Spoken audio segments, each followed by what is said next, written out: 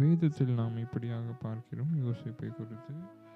ஆதியாகமம் 37:23-24. யோசேப்பு தன் சகோதரனிடத்தில் சேர்ந்தபோது யோசேப்பு உடுத்திக் கொண்டிருந்த பலவர்ண அங்கியை அவர்கள் கழற்றி அவனை எடுத்து அந்த குழியில் போட்டார்கள்.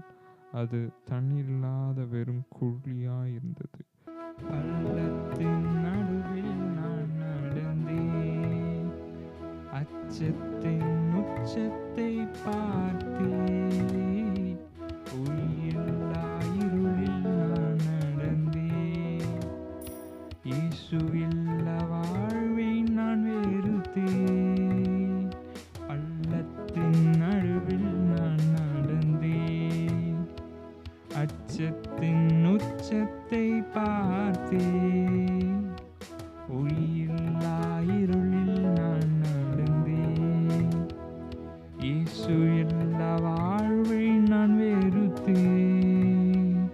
உடைத்தேன், உருவாக்கின்றேன், சிட்சித்தேன், சீர்படுத்தினீர், புடமிட்டீர், புதிதாக்கின்றீர், பிரித்தீர், பிரியாதிருந்தேன். எனக்கு யாருண்டு கழ